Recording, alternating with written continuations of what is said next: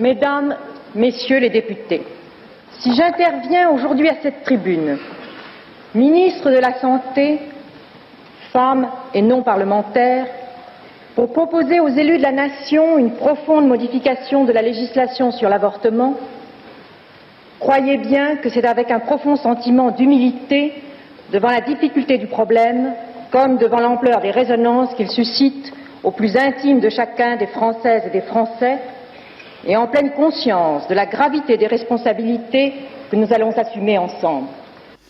Le 26 novembre 1974 s'ouvre donc à l'Assemblée nationale un débat qui va passionner pendant 3 jours les parlementaires et le pays tout entier. Au centre des discussions, l'adoption ou le rejet d'une loi sur l'interruption volontaire de grossesse. Ce jour-là, Simone Veil, ministre de la Santé, tient un discours historique pour défendre un texte qui va révolutionner la condition des femmes en France. Elle le fera avec beaucoup de prudence. Elle évitera soigneusement toute discussion sur l'humanité de l'embryon et toute référence aux droits des femmes.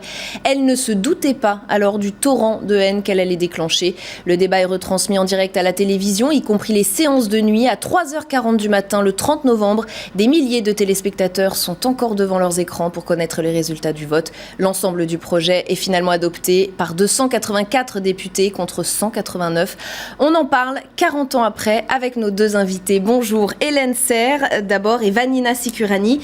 Vous êtes comédienne, co-auteure d'une pièce de théâtre qui se joue en ce moment à la Comédie Bastille avec Corinne Béron, Bonbon et Trinidad. Ça s'appelle « Et pendant ce temps, Simone Veil », on aura compris le jeu de mots. Un spectacle qui retrace la condition des femmes des années 50 à nos jours à travers plusieurs générations. C'est très drôle, il faut le préciser.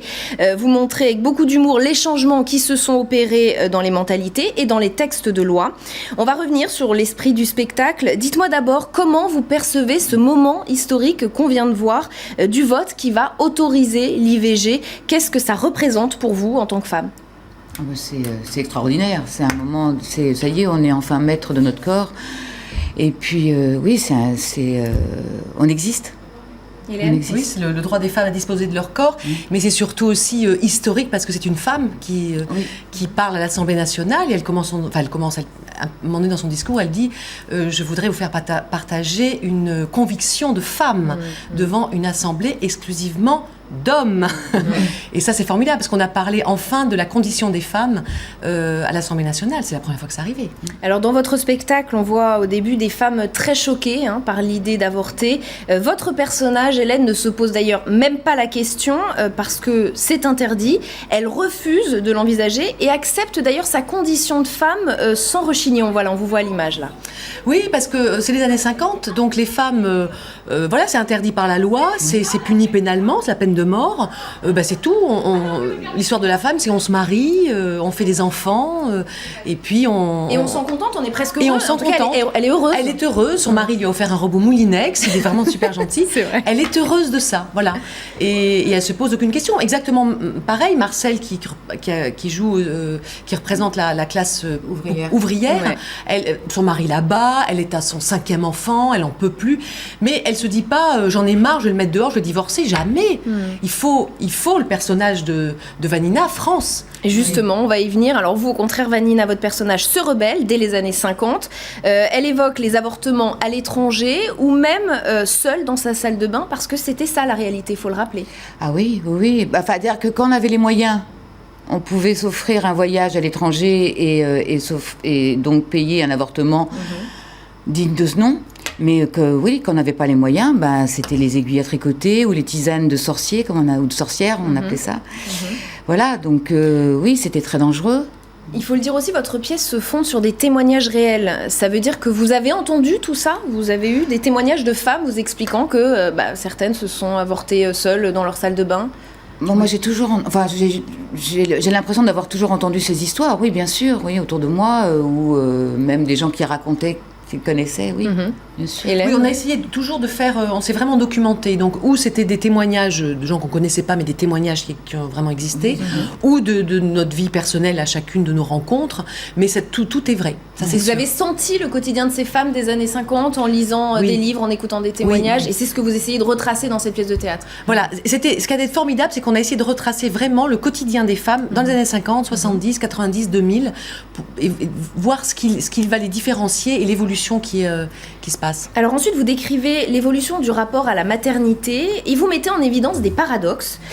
Dans les années 50, les femmes sont des pondeuses, elles sont réduites à ce rôle, soyons clairs. Puis on arrive en 2014, alors il y a plein d'étapes, mais en tout cas, en 2014, les femmes vont à l'étranger pour se faire inséminer et font des bébés toutes seules.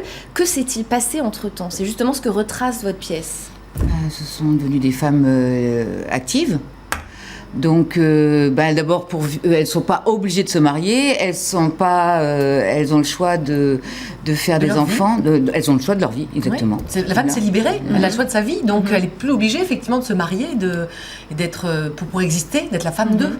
Donc elles peuvent vivre seules, donc elles sont homosexuelles, elles sont célibataires, elles font des enfants toutes seules, c'est pas forcément bien. Hein, c'est ce que j'allais dire, sont-elles pour autant plus heureuses aujourd'hui? Aller à l'étranger et c'est pas forcément aussi un choix, hein, ça peut être aussi parce que justement, elles ont leurs idées et qu'elles les revendiquent, le mari ne supporte plus et se sépare, ou elles ne trouvent pas d'homme parce qu'elles ont trop de caractère, ou j'en sais rien.